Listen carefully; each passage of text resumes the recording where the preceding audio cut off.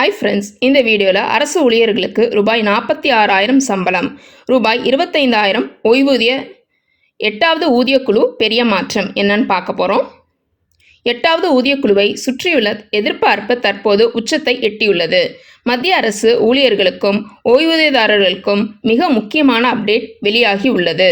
அவர்களின் நீண்ட நாள் காத்திருப்புக்கு விரைவில் முற்றுப்புள்ளி வைக்கப்பட உள்ளது. தேசிய கவுன்சிலின் விரைவு குழு ஏப்ரல் மாதம் கூட உள்ளதாக தகவல்கள் தெரிவிக்கின்றன. இந்த கூட்டத்தில் 8வது ஊதிய குழுவிற்கான முக்கிய பரிந்துரைகள் விரிவாக விவாதிக்கப்பட்டு இறுதி வடிவம் பெறும் என கூறப்படுகிறது.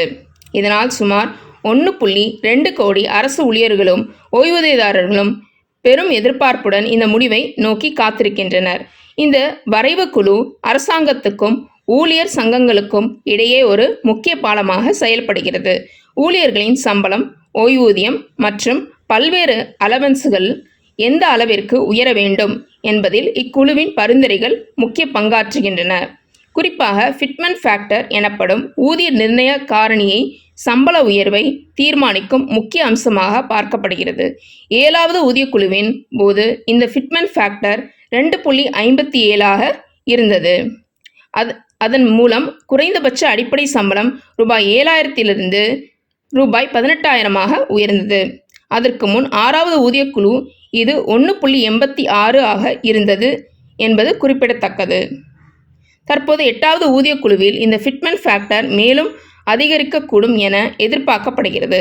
தகவலின்படி இது 2.5 முதல் 2.86 வரை இருக்கலாம் என கூறப்படுகிறது. இப்படியான உயர்வு அமல்படுத்தப்பட்டால் குறைந்தபட்ச அடிப்படை சம்பளம் ரூபாய் 46,000 தாண்டும் வாய்ப்பு உள்ளது.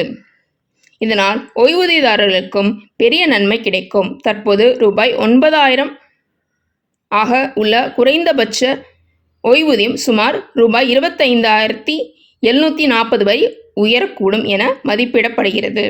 இது ஓய்வூதியதாரர்களின் வாழ்வாதாரத்தை பெரிதும் மேம்படுத்தும்.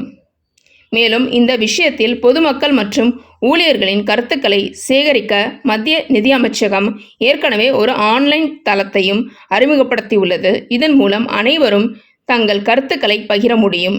இது ஊதிய அமைப்பை மேலும் சமநிலையுடன் நியாயமான முறையிலும் உருவாக்க உதவும்.